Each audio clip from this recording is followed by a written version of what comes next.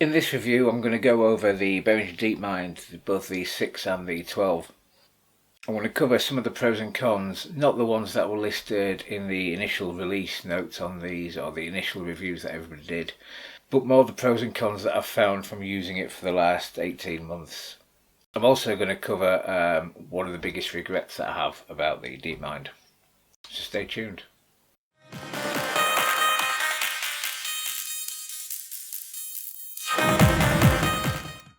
The DeepMind was Behringer's first foray into synthesizers and was hailed as their first unique synth, despite the comparisons being drawn obviously between the DeepMind and the Roland Juno 106. I've got to be honest, the Juno 106 wishes it was a DeepMind. So just to run through some of the cons that I've found, some of the problems, issues that have affected me and a few of the things that I would have liked to have seen differently. You see this model was a later release, it doesn't have the black paint which wore off after a short amount of time. One of the largest cons, in fact, is that it spends an awful lot of time sounding like a Juno, which may or may not be suited for what you want. But it really is a very capable and versatile synth and still far from a one-trick pony. The keybed is a common source of criticism. Now personally I think it's great for a synth of this price, and that's what we need to remember. I'm not a keyboard player, but I've never found an issue with the keys on the DeepMind at all.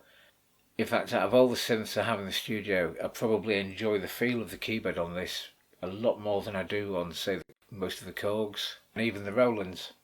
One of the biggest faults I find with the 6, obviously it's not something I've come across much with the 12, is the voice stealing. But that said, having the voice indicators on them both lets you know if your next key press is either going to do nothing at all or engage in voice or note stealing. It's a nice touch. Bitemporality would be nice, having a keyboard split, and so would some more wave shapes as well. But saying that, despite the lack of wave shapes, it doesn't impact on the level of sound design available. Lack of connectivity is an issue.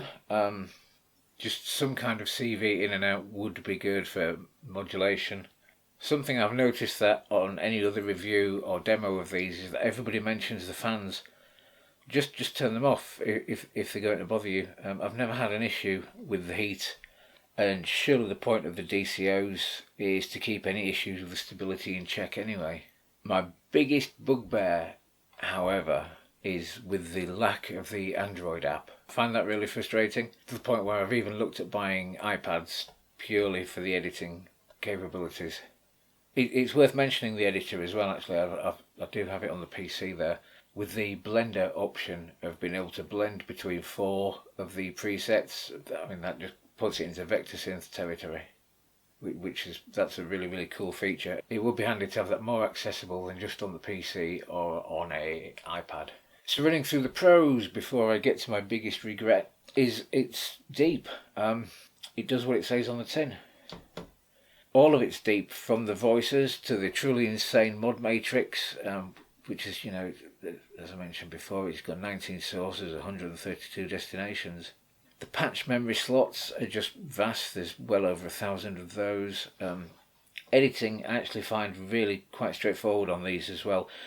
With the one button per function, there's really very little menu diving to be had, unless you're going into kind of unusual territory. Having up to the 32-second envelope release time, that's it's almost unheard of for a synth, which is just phenomenal. Especially with what these are good at and what they're known for, which is kind of thick, lush pads. I find that the presets on these are really inspirational. You can have a lot of fun playing around with them. Everything's so editable. The parameters are just great what you can do with these. The effects on them are just staggering as well. They're absolutely fantastic, from Clark Technic and TC Electronics. It's the Midas team. One of the other biggest pros that I've really come to enjoy with these is using the curve options, which are fantastic envelope modifiers to add some great variation to the sounds. I have only recently picked up the 12 in the desktop format, and that there is my biggest regret, that I didn't do it sooner. I could quite happily replace 70% of the gear I have here with just the DeepMinds. They're just absolutely astounding synths. Having the 6 and the 12 together is just incredible what you can do. So if anybody's been sitting on the fence regarding the DeepMinds, I can highly recommend them. I can't recommend them enough, in fact. They're absolutely fantastic, and you certainly would never ever regret one. Anyway, thanks. I know this has been short, but it's been very positive. I hope it's been of help to somebody.